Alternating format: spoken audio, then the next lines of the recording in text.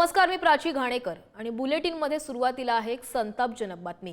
कारण महाराष्ट्र पुन्हा एकदा अत्याचाराच्या घटनेने हादरलाय। परभणीत बदलापूर अत्याचार प्रकरणाची पुनरावृत्ती झाली आहे। सोनपेठ परिसरात बालवाडीतील 4 वर्षांच्या चिमुकलीवर शाळेच्या स्वच्छतागृहात अत्याचार करण्यात आले। ज्ञानाच्या मंदिरात पुन्हा एकदा नराधमांनी चिमुकलीचे लचके तोडले। सीमेवर देशाचं रक्षण करणाऱ्या जवानाची लेकच अत्याचाराची बळी ठरली आहे। ही घटना 5 तारखेला घडली आणि 7 तारखेला गुन्हा दाखल झाला। मात्र अजूनही चिमुकलीवर अत्याचार करणारा नराधम मोकाट फिरतोय। ज्या शाळेत हा प्रकार घडलाय ती शाळा राष्ट्रवादीच्या माजी आमदाराच्या पुतण्याची असल्यानं पोलीस तपासात खंड पडल्याचा आरोपही करण्यात आला। तर परभणीत नेमकं काय घडलेलं आहे पाहूया। सोनपेठ परिसरातील शाळेत चिमुकलीवर अत्याचार करण्यात आला। चिमुरडीला स्वच्छतागृहात नेऊन नराधमाकडून अत्याचार करण्यात आला। 5 ऑक्टोबरची ही घटना असून 7 तारखेला या संदर्भात गुन्हा दाखल झाला। 5 दिवस उलटून गेले तरी आरोपी अद्याप मोकाटच नाही। शाळा राष्ट्रवादीच्या माजी आमदाराच्या नातेवाईकाची असल्याचंही बोललं जातं। पोलीस हलगर्जीपणा करत असल्याचा आरोप या नातेवाईकांकडून करण्यात आला। चिमुकलीला अस्वस्थ वाटत असल्यानं तिला रुग्णालयात नेलं गेलं। तपासणीनंतर या चिमुकलीवर अत्याचार झाल्याचं डॉक्टरांकडून स्पष्ट करण्यात आलं। 4.5 वर्षांची ही चिमुरडी लष्करी जवानाची मुलगी आहे।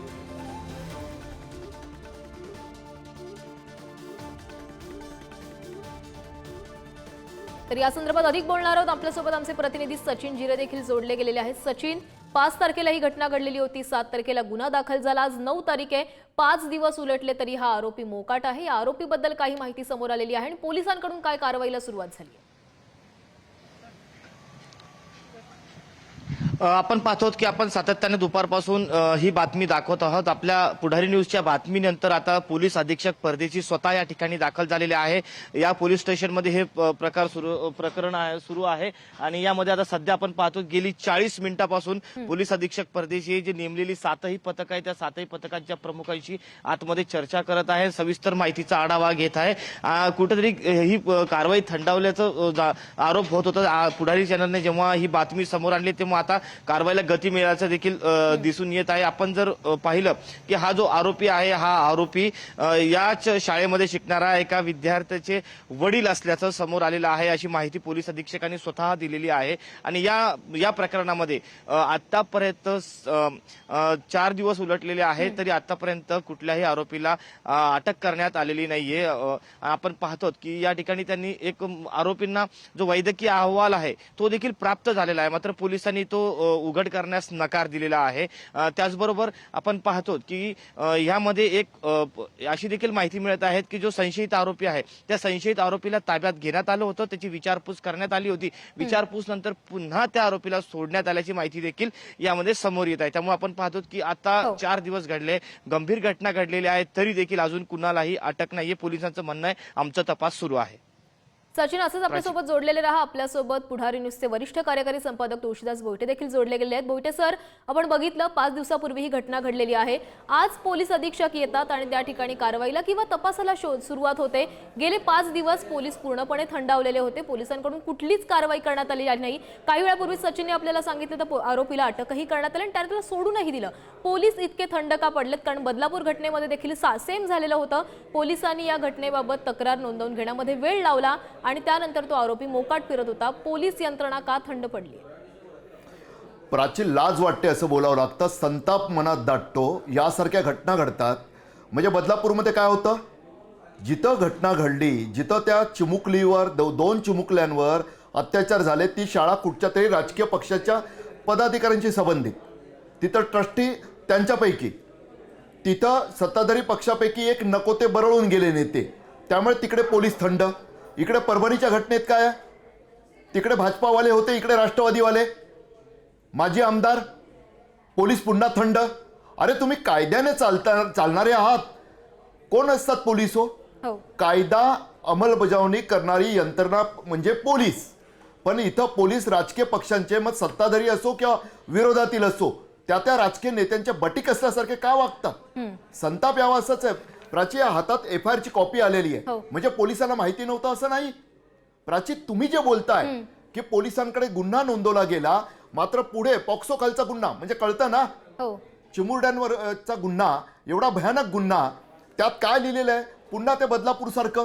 पालक तिकडे आईनं सांगितलं होतं पोलिसांना की अहो माझी मुलगी सांगते खाली मुंग्या चावल्यासारखं वाटतात. हो. तिथं ट्रस्टी बोलले गप्प बसा, काही तसं नाही, सायकल लागली असेल. इकडे काय घडतं?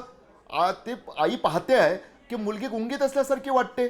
तिला सप्ताहाला घेऊन गेली मंदिरात, शाळेतून परतल्यानंतर ती मांडी पालथी घालून बसली. आईला संशय लागला की मुलगी अशी का वागते, भोळ आल्यासारखं होतंय, गुंगी आल्यासारखं वाटतंय मुलीला. तिला विचारता बोली खालच्या भागात दुखतंय. अहो एवढं चिमुरडं वय किती आहे या FIR मध्ये दिलंय.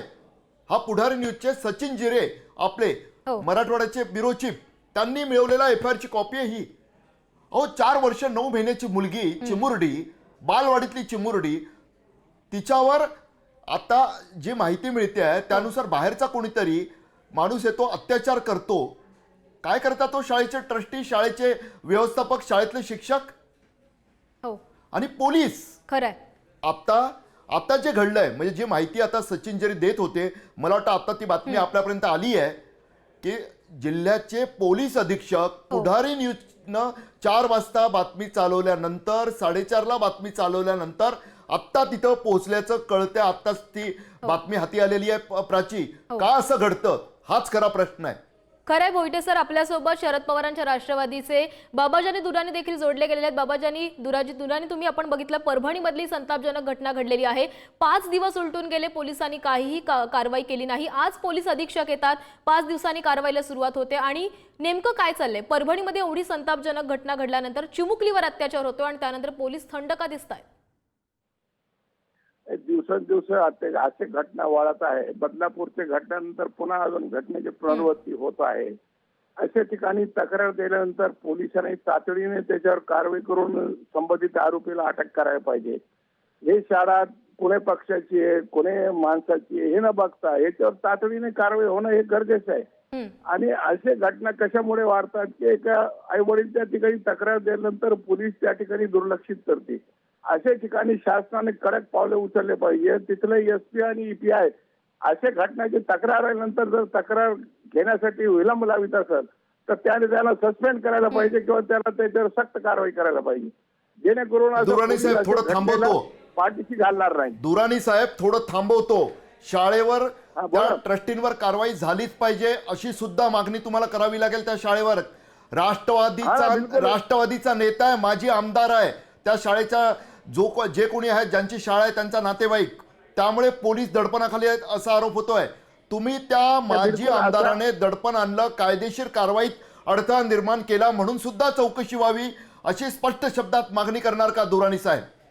बिलकुल मी मागणी करणार आहे. शाळेमध्ये कोणी पक्षाची नेत्याची जर शाळा असली आणि त्या ठिकाणी अशा कृती होत असेल तर अजिबात त्याला पाठीशी घालता कामा नये.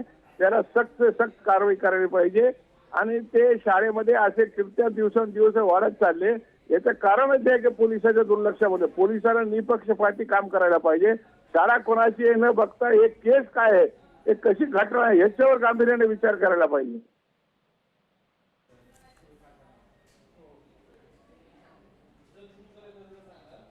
तर दुराणजी, तुम्ही म्हटलात तसं की आता तुम्ही देखील मागणी करणार आहात की शाळेचे जे संस्थापक आहेत त्यांच्यावर कारवाई व्हावी. तुम्ही या आता प्रकरणामध्ये हस्तक्षेप करणार का? कारण जर पोलीस या सर्वांमध्ये दिरंगाई करत असेल तर तुम्ही परभणीमधले नेते म्हणून पुढाकार घेणार का या मुलीला न्याय मिळवून देण्यासाठी? हे निश्चितमध्ये असं आहे, आम्ही त्या मुलीचे आणि अशा घटनेचे आम्ही कधीही समर्थन पुरी करणार नाही. असे त्या मुलीच्या पाठीशी आहे. आम्ही जे शाळा आहे आणि जे शाळेचे जे कोणी चालक मालक असतील किंवा जे संस्थापक असतील त्याला बी याच्यामध्ये तंबी द्यायला पाहिजे की अशी घटना मला वाटत नाही की कोणी पक्षाची असेल, कोणी कलाची शाळा असेल, याला कोणी पाठीशी घालायचं काही काम नाही. हे घटना किती गंभीर आहे हे महत्वाचं आहे. आणि घटनेच्या अनुषंगाने त्या ठिकाणी पोलिसांनी हस्तक्षेप कोणाच्याही दबावाखाली न येता, आता महाराष्ट्रामध्ये मी पाहतो पोलीस दबावाखाली काम करते हे वस्तुस्थिती आहे. आणि हे दबाव इथे अत्यंत चुकीचं आहे. पोलिसांनी निपक्षपाती काम करायला पाहिजे, तरच ते न्याय व्यवस्था, कायदा आणि सुव्यवस्था अबाधित राहील. नक्कीच दुरानीजी, आपण आशा करूयात शाळा कुणाचीही असो, कोणत्याही राजकीय पक्षाची असो, मात्र त्या चिमुकलीला न्याय मिळाला पाहिजे ही सर्वांचीच मागणी. धन्यवाद तुम्ही दिलेल्या प्रतिक्रियेसाठी. दरम्यान पुढारी न्यूजनं बातमी दाखवताच पोलिसांना जाग आलेली आहे. परभणीच्या पोलीस अधीक्षकांनी सोनपेठ पोलीस ठाण्यामध्ये धाव घेतली आहे. पोलिसांकडून तपास सुरू आहे. आरोपींवर कारवाई करू अशी ग्वाही पोलीस अधीक्षक रवींद्र सिंह परदेशी यांनी पुढारी न्यूजशी बोलताना दिली आहे. त्यांच्याशी बातचीत केली आमचे प्रतिनिधी सचिन जिरे. परभणीच्या सोनपेठमध्ये एका शाळेच्या स्वच्छतागृहामध्ये चिमुकलीवर अत्याचार झाल्याचे गुन्हा या ठिकाणी दाखल झालेला आहे. या प्रकरणात आपल्यासोबत आता स्वतः SP आहेत परदेशी सर, त्यांच्याशी आपण बोलूयात. नेमकी काय सविस्तर घटना आहे? परवा आमच्याकडे पीडितेच्या आईने तक्रार नोंदवली की एका शाळेतील मुलाच्या वडिलांनी तिला बाथरूममध्ये नेऊन गैरकृत्य काहीतरी केले. त्यावरून आम्ही तातडीने भारतीय न्यायसंहिता आणि पोक्सो म्हणजे मुलांच्या लैंगिक छळास प्रतिबंध करणारा कायदा यानुसार गुन्हा दाखल करून घेतला आणि त्याचा तपास आमच्या पोलीस निरीक्षक श्री बोलमवाड यांच्याकडे सोपवला. परंतु तो सोपवताना त्याचवेळी या प्रकरणासाठी स्वतंत्र तपास पथक गठीत केलं गेलं आणि ते तपास पथक उपविभागीय पोलीस अधिकारी डॉक्टर समाधान पाटील यांच्या नेतृत्वात हे तपास पथक गठीत केलं, ज्याच्यात विविध प्रकारच्या 6 ते 7 टीम आहेत आणि या सर्व टीमकडून या घटनेचा तपास सुरू करण्यात आला आणि प्रत्येक पैलूवर याचा तपास करण्यात आला आणि करण्यात येत आहे. सर्वांगाने या घटनेचा तपास करण्यात येत असून पूर्णतः तपास झाल्यावर कन्क्लुजनला आम्ही येत आहोत. जो आरोपी सांगण्यात आलेला आहे तो आरोपी निष्पन्न झालेला आहे का? त्याला ताब्यात किंवा अटक करण्यात आलेली आहे का? अजून कोणाला अटक करण्यात आलेली नाही. संशयित जे आहेत त्यांची आम्ही चौकशी केलेली आहे आणि अजूनही चालू आहे आणि सर्व मी यापूर्वीच बोललो की सर्व पैलूंनी आणि सर्व मार्गांनी सर्व कोणातून याची चौकशी चाललेली आहे. मेडिकल रिपोर्ट काय आलाय? काय निष्पन्न झालंय? अजून मेडिकल रिपोर्ट त्याच्यात प्राप्त झालेला आहे, परंतु तो या ठिकाणी आम्ही आपल्याला देऊ शकत नाही. मेडिकल रिपोर्ट आमच्याजवळ आहे आणि त्यानुसारही पुढील कारवाई करण्यात येत आहे. आपण पाहिलं हे होते पोलीस अधीक्षक स्वतः या ठिकाणी आलेले आहे आणि सर्व प्रकरणाचा आता आढावा घेत आहे. कॅमेरा पर्सन अमोल वागुलेसह मी सचिन जिरे, पुढारी न्यूज, परभणी. आपण पुन्हा एकदा आमचे प्रतिनिधी सचिन जिरे यांच्याकडे जाणार आहोत. सचिन, तुम्ही स्वतः त्या पोलीस स्टेशन बाहेर आहात, ज्या पोलीस स्टेशन बाहेर पोलीस स्टेशनमध्ये संपूर्ण कारवाई सुरू होती, त्या संदर्भातली तुमच्याकडनं अपडेट्स घेत राहणार आहोत. पण आपण पुन्हा एकदा आमचे पुढारी न्यूजचे वरिष्ठ कार्यकारी संपादक तुळशीदास भोईटे यांच्याकडे जाणार आहोत. भोईटे सर, आपण बघितलं गेल्या काही दिवसांमध्ये महाराष्ट्रामध्ये सतत या घटना घडतायत, मुलींवर अत्याचार होत आहेत, चिमुकलींवर अत्याचार होत आहेत. असं काय वेळ आली आता महाराष्ट्रामध्ये असं म्हणायला लागेल की मुली सुरक्षित नाहीयेत? शाळांमध्ये पालक पाठवतात, एका विश्वासानं पाठवतात की आपली मुलं या ठिकाणी सुरक्षित असतील, मात्र आता शाळांमध्ये देखील या मुली सुरक्षित नाहीयेत. सरकार कुठे कमी पडतंय? सरकारला नेमकं असं काय केलं पाहिजे की या ठिकाणी हे अत्याचार कमी होताना दिसतील? सरकारनं काय केलं पाहिजे म्हणजे फक्त कायद्याची अंमलबजावणी केली ना प्राची तरी खूप काही होईल. केवळ काही शॉर्टकट वापरून पब्लिसिटी मिळवता येईल, मात्र त्यामुळे काही जरब तयार होत नसते. लक्षात घ्या ना, मगाशी मी बदलापूरचा उल्लेख केला. का आपण म्हणतोय की परभणीत बदलापूर हे केवळ बोलायचं म्हणून आपण बोलत नाही होत प्राची. त्या शाळेच्या ट्रस्टींनी, प्राचार्यांनी, ज्या मुख्याध्यापिकेनं ज्या पद्धतीनं त्या पीडित मुलींच्या आईंना समजवण्याचा प्रयत्न केला होता की नाही सायकल लागले असेल. इकडे बा परभणीचे पेपर आहेत, FIR चे पेपर आहेत. हे कुठची आपली स्क्रिप्टेड स्टोरी नाही आहे. यामध्ये म्हटलेलं आहे की माझ्या मुलीनं सांगितलं की शाळेचा डबा खाल्ल्यानंतर मला पाणी पिण्यासाठी या एका विद्यार्थ्याचं नाव दिलंय त्यांनी. त्या विद्यार्थ्याचे पप्पा बाथरूमला घेऊन जातात आणि तिथं खाली बसवतात. पुढे त्या आईनं तपासणी केली तेव्हा तिच्या लक्षात आलं अंगावर ओरखडे आहेत. डॉक्टरांनी पण सांगितलं, खासगी डॉक्टरांनी, तिच्यावर अत्याचार झाले. तिच्या गुप्तांगाची पाहणी केली त्यांनी. आणि जेव्हा प्राची त्या शाळेत जाऊन त्यांना विचारलं तेव्हा त्यांनी सांगितलं की तुम्ही सोमवारी या, आमच्या शाळेमध्ये मावशा असतात. मावशा म्हणजे कोण? तर त्या मुलांना कुठं वॉशरूमला जायचं असेल तर त्यासाठी जो नेमलेला स्टाफ असतो तो.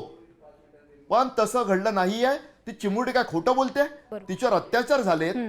कुठंतरी प्राची हे जे नराधम माजलेत ना, हे पिसाट, परभणीचे पिसाट, जो कोणी आहे ज्याच्याबद्दल त्या मुलीनं चिमुरडीनं माहिती दिलेली आहे, काय पोलीस अधीक्षक सांगता तो 7-8 पथकं नेमली. काय तुमच्या दाऊदला पकडून आणायला नेमली आहे की छोटा राजनला तिहार तुरुंगात इथे आणायला नेमली आहेत?